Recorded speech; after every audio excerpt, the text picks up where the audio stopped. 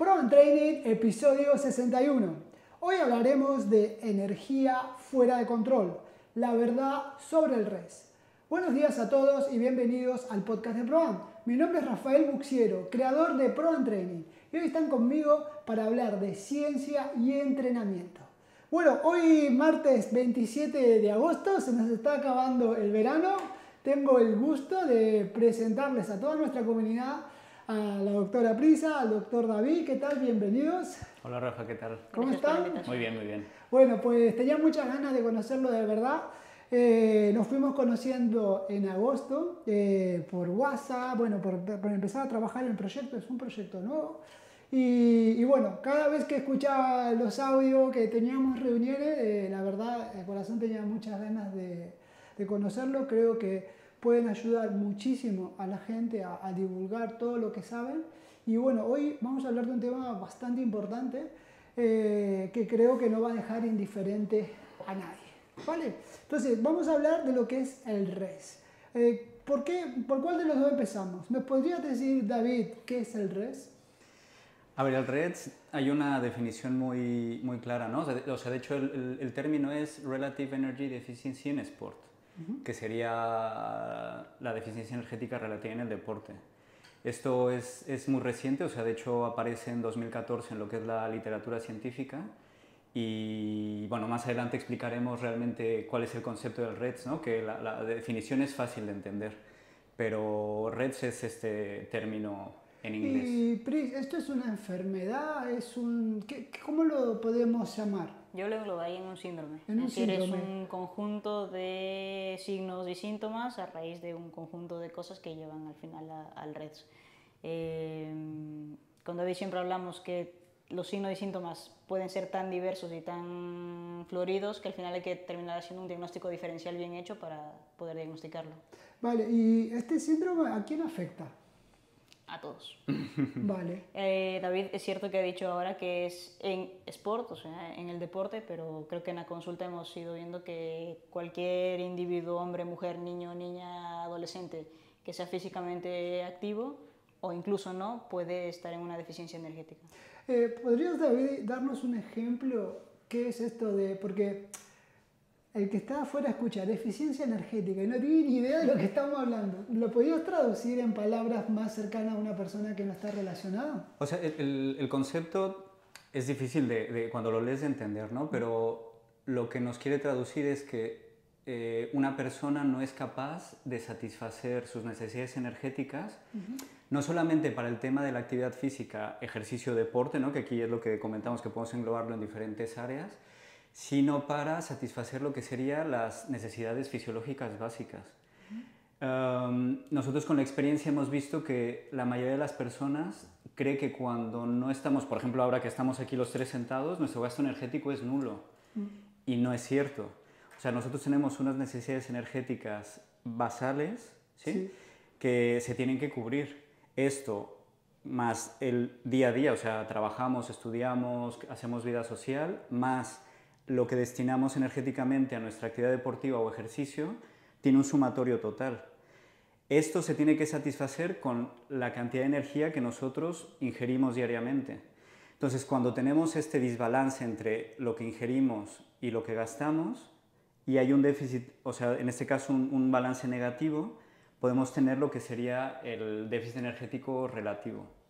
¿Y eso serían como las causas entonces que lo ocasiona, tener como un déficit? Ese es el punto de partida, pero como causas pueden haber varias. O sea, puede haber una patología realmente detrás, sobre todo hemos visto ligados a trastornos de la conducta alimentaria. Puede ser por desconocimiento, que también lo vemos muchísimo, o incluso hay deportes en los que se busca intencionalmente y controladamente este déficit energético, ¿no? Los deportes de lucha, categorías de etcétera, peso, de categorías o de con peso. mucho volumen de entrenamiento. Por ejemplo, el triatlón es un deporte que es muy propenso a padecer esto, ¿no? Porque al final tienes un volumen altísimo de entrenamiento y la gente, por desconocimiento muchas veces, no es capaz de satisfacer la energía que necesitas para entrenar, para tu vida diaria y para lo que sería lo basal, ¿no? Una pregunta que también le quería hacer, cuando hablamos de satisfacer las necesidades energéticas, uno cree que comiendo con eso es suficiente y no tiene en cuenta los componentes de esos alimentos, porque podemos dividir igual los alimentos que tengan más contenido de proteína, más contenido de grasa o contenidos de hidrato de carbono. Entonces, este desajuste se debe a que hay un desbalance en algunos de estos nutrientes. Sí, o sea, yo creo que aquí hay que tener en cuenta dos cosas, ¿no? El cómputo total, en este caso de la energía, que serían las calorías, que tenemos que satisfacer lo que gastamos, y lo que vamos aprendiendo con todas las investigaciones es que los carbohidratos son importantísimos. O sea, tanto para las personas físicamente inactivas, a nivel de salud, y sobre todo para los deportes. O sea, la mayoría de los deportes llega un momento en el que nos requieren una intensidad moderada alta, que el combustible básico es el carbohidrato. Entonces, nosotros podemos tener una dieta muy alta en grasas, que al final, en cómputo calórico, puede igualar lo que gastamos, pero el macronutriente, que es el carbohidrato, no es el adecuado para poder satisfacer tanto las necesidades del sistema nervioso central como las del músculo. Entonces, aquí hay que ver el cómputo total, pero también la distribución de lo que serían los macronutrientes. Vale, voy a empezar a decir burradas y ustedes me empiezan a corregir, porque voy a tratar de poner ejemplos para que las personas se vayan haciendo una idea. Entonces, puede ser que este síndrome esté causado porque igual la cantidad de alimentos que estamos a la hora de seleccionando no son los adecuados, en el sentido de que no somos conscientes lo importante que son los hidratos de carbono, y a nuestra dieta, al tener baja cantidad de hidratos de carbono, hace que ese desajuste o desbalance nos produzca como alteraciones. Al final es lo que hablábamos antes, es una de las causas del desconocimiento, ¿no? Pero también todas las modas y toda la información falsa a las que estamos expuestos. Es decir, hablando con muchos deportistas y pacientes, ellos creen que la proteína es lo más importante y lo que más tienen que asegurar, cuando se están olvidando, como decía David, de la gasolina, que dependiendo de qué deporte hagas, es que la mayoría va a ser dependiente de carbohidratos.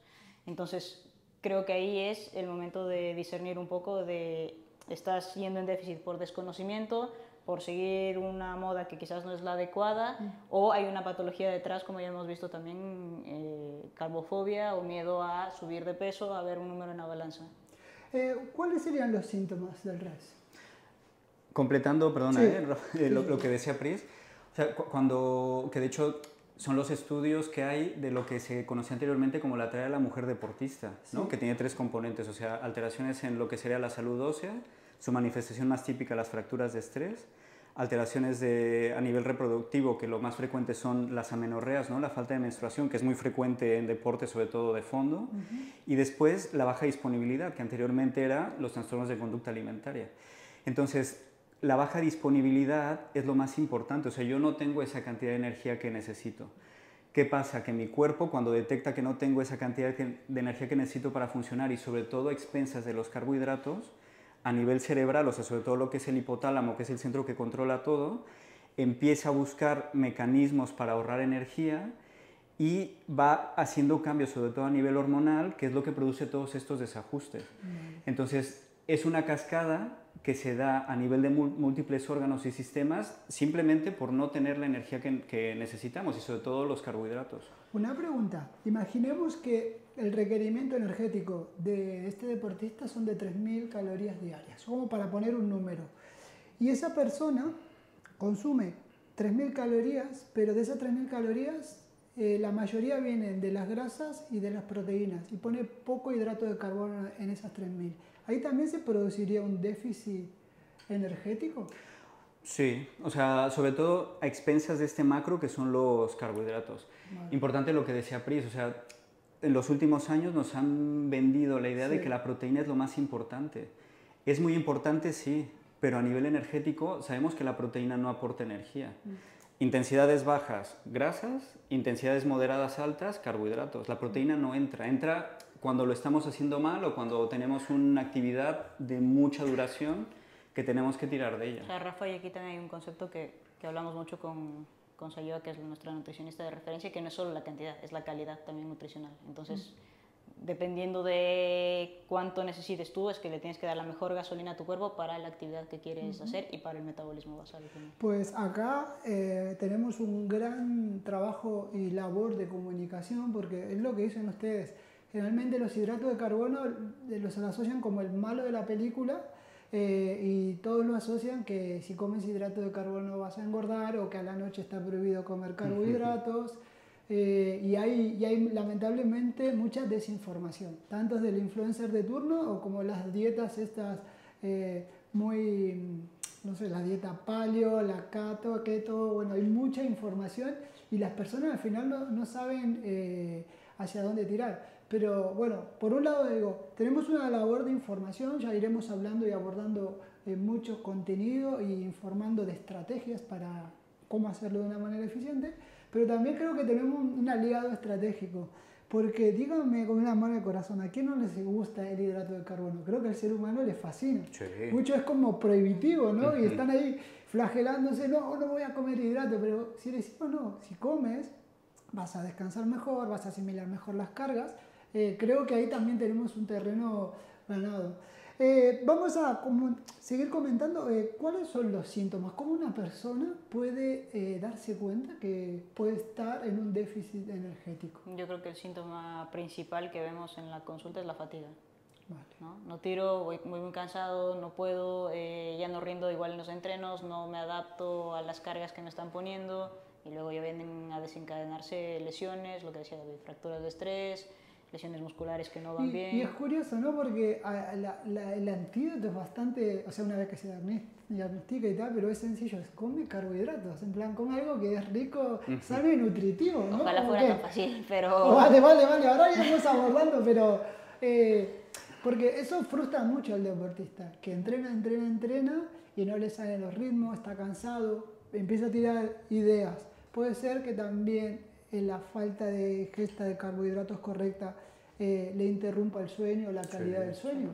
Porque si fuera el caso, tiene un mensaje muy potente. Come hidratos y dormirás mejor, porque ya deseo de apalancarse en las cosas que le gusta a la gente. ¿Qué vas a decir? No, o sea, al final los síntomas pueden ser por causas diversas, ¿no? Y en un deportista, pues puede ser por esto, porque la carga de entrenamiento no es la correcta, porque no estoy durmiendo lo que toca, porque tengo factores sociales, personales, familiares que influyen. Al final todo esto es multifactorial. Pero cuando nosotros detectamos que puede haber una baja disponibilidad, ¿no? Y ya con manifestaciones de REDS, o sea, con lo que comentaba Pris, ¿no? Podemos tener manifestaciones a nivel óseo, las fracturas de estrés, los edemas óseos, las periostitis que no terminan de mejorar, a nivel menstrual, ¿no? No hace falta que pierda la menstruación, o sea, ya simplemente la irregularidad ya puede ser una bandera amarilla de esto. Lesiones recurrentes, lesiones que no mejoran, falta de recuperación. Entonces, ¿qué es lo fácil? Come carbohidratos. Pero yo siempre lo comento sobre todo con las deportistas. ¿Qué es lo fácil? Haces el entreno por la tarde. ¿Qué tienes que hacer? Recuperar la energía que has consumido. Pero cuando tú ves el plato de pasta o el plato de arroz por la noche, ¿sí? No es sencillo. Yo siempre digo, salen los demonios y empiezan a hablar. No puedo comer porque me voy a ir a dormir, no voy a gastar, me voy a inflamar, voy a engordar. Y eso que parece tan sencillo de hacer, no lo es. Entonces, la solución del problema, en algunos casos, es falta de educación, ¿no? No tengo claros los conceptos, lo podemos trabajar y esto se resuelve, pero en la gran mayoría de las personas no es fácil de resolver. Porque aquí hay, ¿no? Como más dice, sí, hay mucho ruido detrás. Yo creo que desde conceptos básicos, ¿no? Desde que todos asumimos que un deportista o una deportista sabe qué es periodizar, pero luego no entienden qué ajustes tienen que hacer en el día de descanso, el día que entrenan doble sesión, el día de la competición. Y después lo que decía David, es que igual hay mucha cosa detrás a nivel de imagen corporal, de compararse con otros deportistas, de compararse en redes sociales, de que igual esa persona está así como está, pero que no es sano, ni a nivel de rendimiento, peor aún a nivel de salud. ¿Estos síntomas a largo plazo pueden alterar la salud de la persona? Entonces, yo creo que aquí es muy importante distinguir dos cosas, ¿no? O sea, dos poblaciones. Las mujeres tienen más susceptibilidad a esta baja disponibilidad. Entonces, lo que vamos aprendiendo, sobre todo a nivel de fisiología femenina, es que a largo plazo podemos tener problemas a nivel reproductivo, a nivel óseo. Nosotros cada vez estamos viendo, desafortunadamente, con mayor frecuencia mujeres jóvenes con una salud ósea de 60 años. Entonces, fracturas de estrés, osteoporosis precoces, ¿no? Todavía no está muy definido, pero dificultad para quedarse embarazada. Bueno, a nivel de inmunidad también. ¿no? El típico que vas cayendo una vez, 2 meses, 3 veces y dices, bueno, algo está pasando en tu Claro, el sistema inmunológico inmune que no está funcionando, ¿no? Y luego en hombres cada vez parece ser también que a nivel de fertilidad hay una afectación importante. Y Rafael, lo que no podemos olvidar también es toda la parte psicológica y emocional, ¿no? O sea, con lo que hemos comentado, al final esto es multifactorial, pero cada vez vemos que hay una gran presión social, o sea, por tener una imagen corporal determinada o por tener un peso concreto, que cuando esto no lo conseguimos, pues puede generar una situación difícil de gestionar a nivel psicológico o emocional. Entonces también este aspecto es muy importante y si no se valora y si no se trata, por muchas recomendaciones que hagamos, ¿no? De aumenta la ingesta de carbohidratos, aumenta la energía, si esta área no se toca, difícilmente lo vamos a poder Claro, si no hay aceptación por uno mismo de cómo es su cuerpo y luego también que entiendan de que no hay, que porque haga, no sé, 200 abdominales se va a quedar el abdomen plano, pero que necesita energía para comer. Hay una cosa que es bonita en el consenso de Reds que va en relación a lo que decía David, ¿no? El tema de la salud mental y la aceptación de estos cambios. O sea, al final hay casos en los que este déficit te lleva a tener problemas de ansiedad, depresión, cambios de humor, o que estos problemas son los que te llevan a tener una deficiencia energética. Entonces, tú decías ahora, ¿cuál es la solución? ¿Solo comer carbohidratos y ya? No, es más difícil de primero explicar y educar al paciente, que lo entienda, que sepa de qué se trata, que entienda el porqué de las recomendaciones y luego es acompañarlo o acompañarla en todo el proceso de recuperación. Muy bien. ¿Y cómo podemos hacer para prevenirlo? ¿Qué recomendación nos podrían dar aquí? Educar. O sea, la educación aquí es básica y fundamental. Porque, mira, nosotros ahora en el CAR tenemos un cuestionario que valora varios aspectos del tema REDS y tenemos unas preguntas de educación. O sea, lo hemos pasado ya a unas 200 deportistas entre hombres y mujeres y tenemos una pregunta que es en relación con las proteínas. Y los deportistas de tecnificación y muchos de alto rendimiento piensan que la proteína es el sustrato energético más importante. Wow, claro, que hay desinformación. Claro, mucha. entonces si ya tenemos este aspecto que no está trabajado, es que todo lo demás no nos va a servir. Entonces, para prevenir tenemos que educar. El problema es que no hay educación en este aspecto, porque la mayoría de las personas piensan que lo hacen bien. Nosotros siempre tenemos la pregunta de ¿cómo crees que comes? Bien. Sí, como 5 veces al día, como sano, como variado. Y es difícil que la gente entienda que ahí tienen un margen de mejora.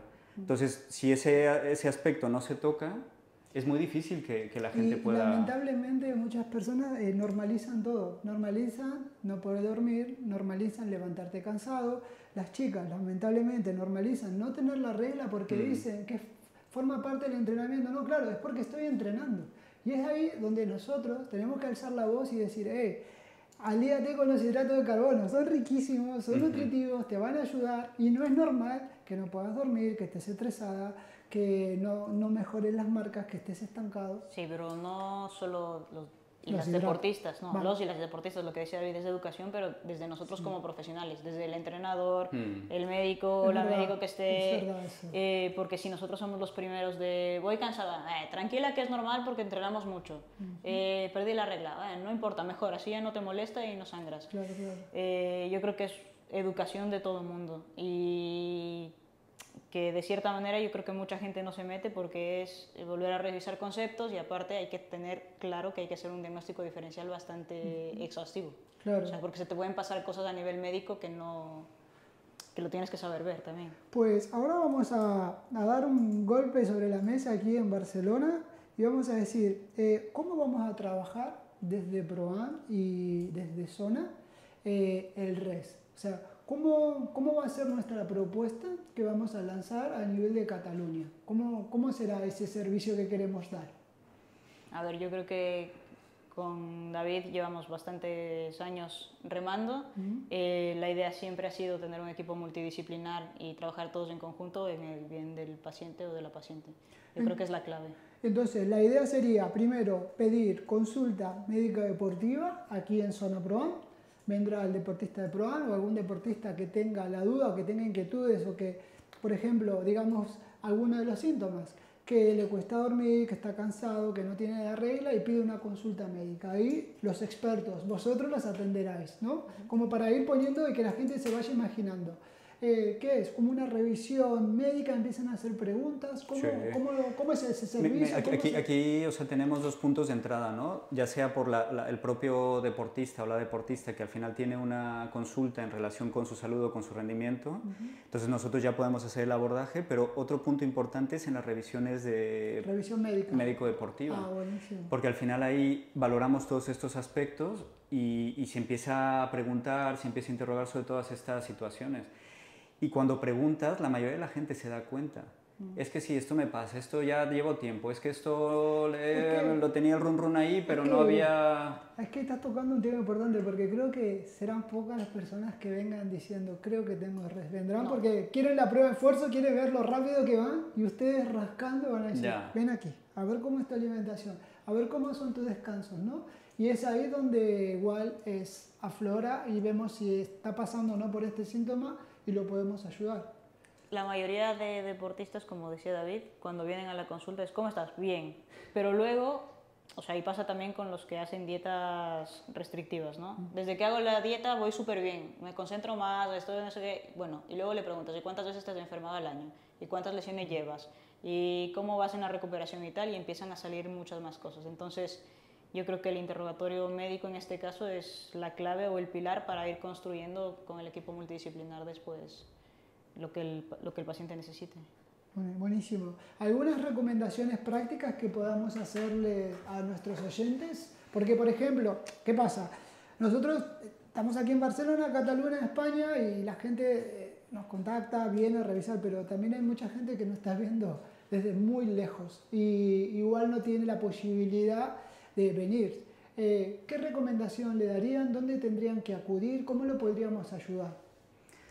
Yo creo que lo más importante es lo que comentábamos, no normalizar muchos síntomas, o sea, y no asumir a que es una respuesta normal al entrenamiento, ¿no?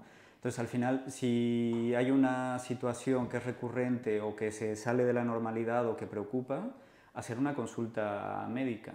Sobre todo por esto, o sea, porque si yo pierdo la menstruación, no voy a pensar lo primero que tengo un REDS, hay que descartar algunas otras cosas, ¿no? Lo mismo con una fractura de estrés o con algunas otras situaciones, enfermedades frecuentes y tal.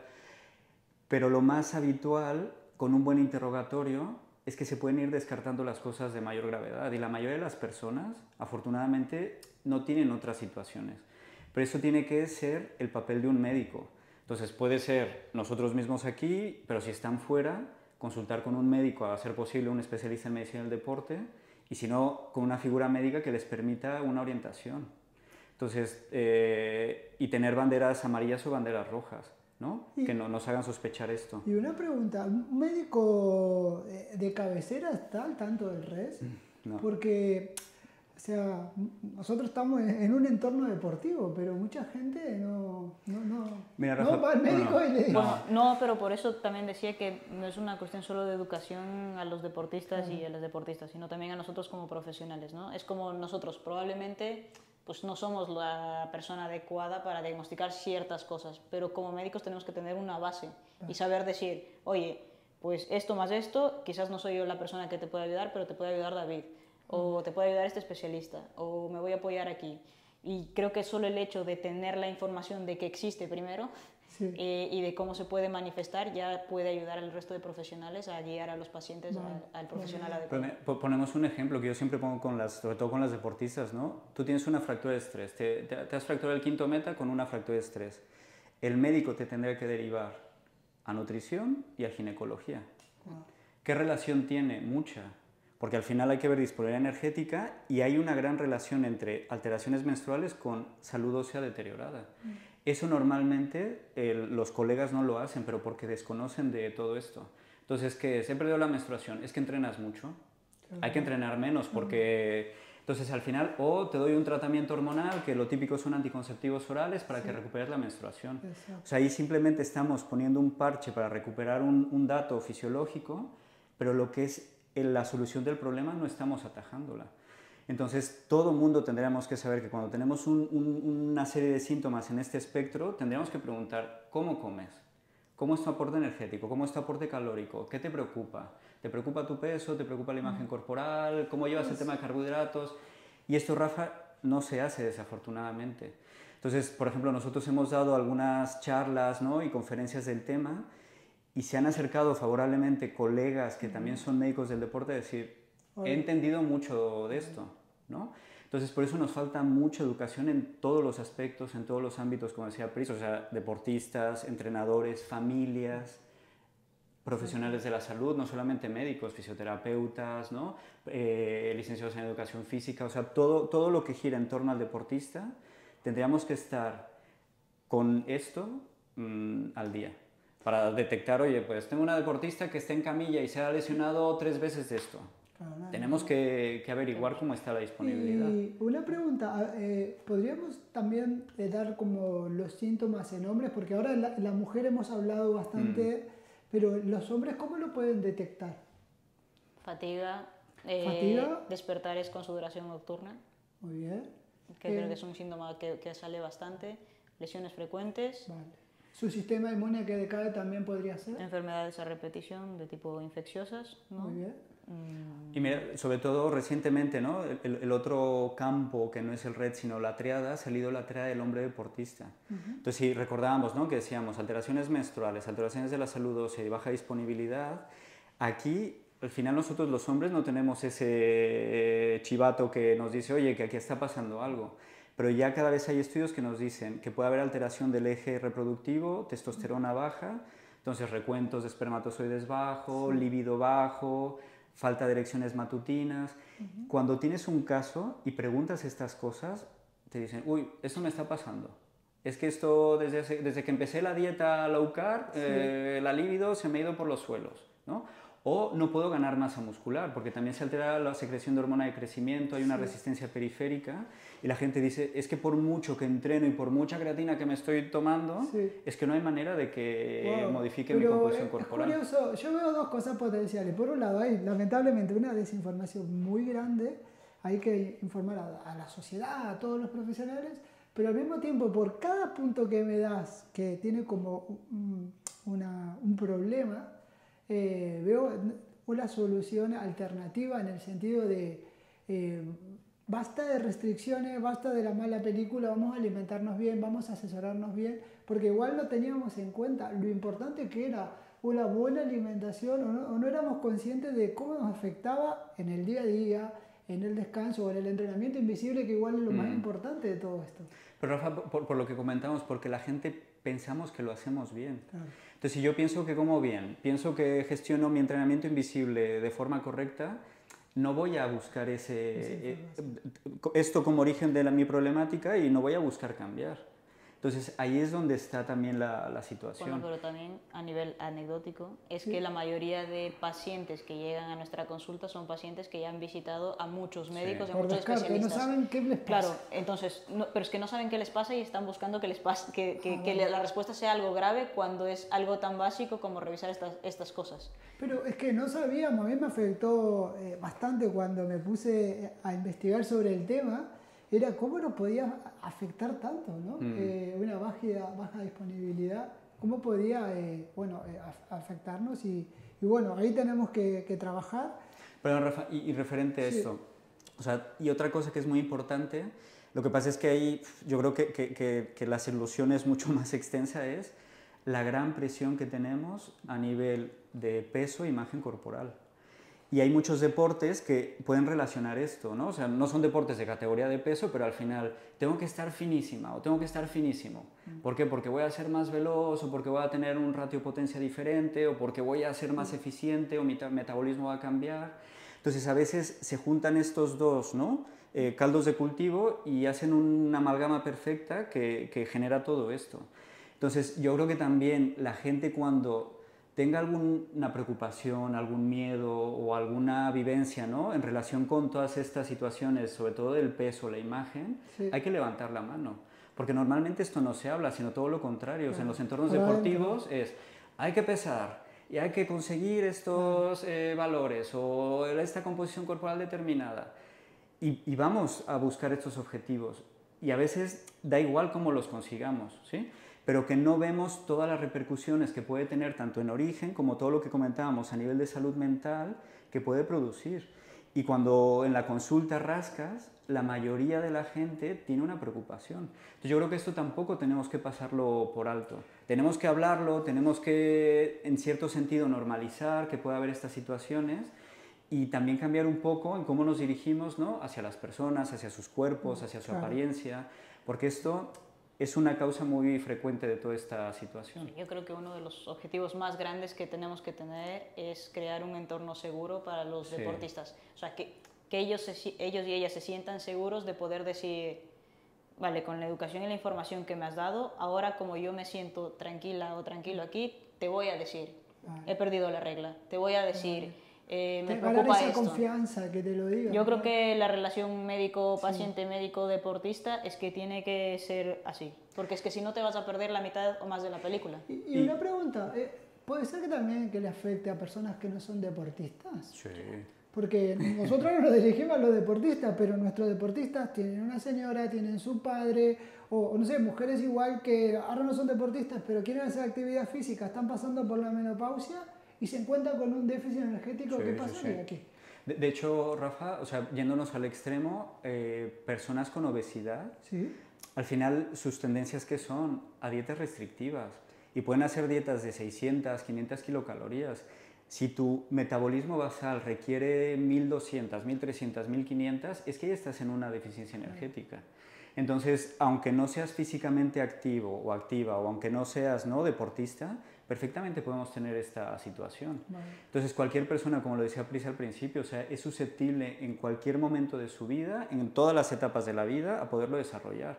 Entonces, tocando un poco, ¿no? ¿Qué momentos, sobre todo a nivel biológico, en mujeres tenemos que son importantes porque se dan una serie de cambios que son normales? Pubertad, embarazo, menopausia. ¿Qué pasa? Que el cuerpo cambia y al final en muchas personas esos cambios no los entendemos, no los aceptamos, no nos gustan. Entonces buscamos una serie de estrategias para decir, uy, esto me ha salido aquí, es que esto no me gusta, esto me ha crecido aquí, esto no, es que esto he cambiado. Y la mayoría de las personas, ¿qué hacen? Restringen. Quito carbohidratos porque es que he ganado peso, es que he modificado mi figura, mi composición corporal. Entonces, en cualquier momento de la vida lo podemos presentar, pero tenemos que estar muy atentos a estos puntos que son críticos. Entonces, nosotros, por ejemplo, en deporte de tecnificación lo vemos con frecuencia. He cambiado a nivel de cuerpo cuando empecé con los cambios de la pubertad. Me veo en el espejo, no me gusto y empiezo con toda esta situación que se mantiene durante muchos años de la vida y se arraiga mucho y es muy difícil de solucionar. Y la menopausia es otra fase que también es fundamental. O sea, una serie de cambios normales, pero ¿qué pasa? Que socialmente no los aceptamos y empezamos a buscar soluciones milagrosas o mágicas que al final, en vez de darnos un resultado positivo, nos dan todo lo contrario. O sea, siempre lo comentamos, yo lo comento con los deportistas. Dietas X, ¿no? La dieta keto, la dieta tal. Digo, siempre cuentan la parte bonita de todas estas estrategias, pero difícilmente alguien nos cuenta la parte negativa. Claro. Y la parte negativa es todo esto, o sea, una baja disponibilidad mantenida en el tiempo que al final te puede dar esta situación de REDS con una serie de problemas que a veces es difícil incluso ahora igual estamos expuestos a mayor cantidad de REDS, no solo porque se sabe que existe, sino porque durante varios años se ha puesto de moda todo este tipo de dietas restrictivas, y eso ahora es la consecuencia que lo estamos encontrando.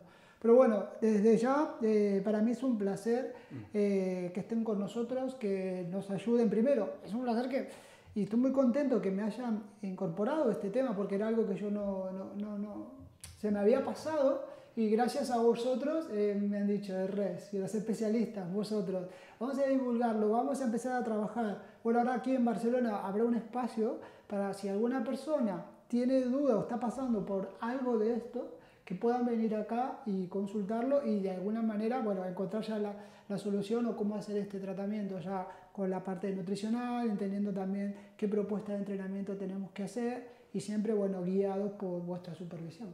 Gracias, Rafa. ¿Sí? Y sobre todo, yo termino, con una parte importante es poder empoderar al o la deportista.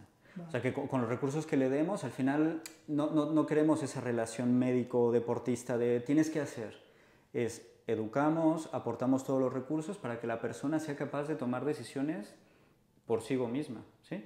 Entonces, creo que el empoderamiento y el entorno saludable son un aspecto importante. Entonces, esa es una cosa que también nos gusta trabajar y que vamos a trabajar en este proyecto. Buenísimo. Pris, ¿algo para comentar a nuestros oyentes antes de despedirnos? No, yo nada, que aprendan todo lo que puedan y que escuchen a las voces adecuadas, ¿no? Justo esta mañana le contaba a David que tenía una charla con una paciente que me decía, no, pero es que del ayuno también hay estudios. Digo, ya, pero ¿qué clase de estudios y con qué población? El ayuno está haciendo un poco de daño al que no está controlado, ¿eh? Y ahora ya hay estudios hechos bien de que a nivel celular también el envejecimiento se acelera muchísimo y eso tiene sus consecuencias. Entonces, yo creo que ahora hay muchísima información, es saber seleccionar la información de manera adecuada y siempre ir de la mano de profesionales, tanto a nivel médico, de entrenamiento y de nutrición. Buenísimo, buenísimo. ¿Vale? Bueno, chicos, pues muchísimas gracias. Para que nuestra comunidad lo sepa, esta será la primera intervención de vosotros, pero en breve iremos grabando más contenidos, e iremos publicando, comentando un poco cómo vamos a trabajar, y no solo en el tema del REN, sino en revisiones médicas deportivas y bueno, en el gran proyecto que estamos formando aquí en Zona Pro. ¿Sí?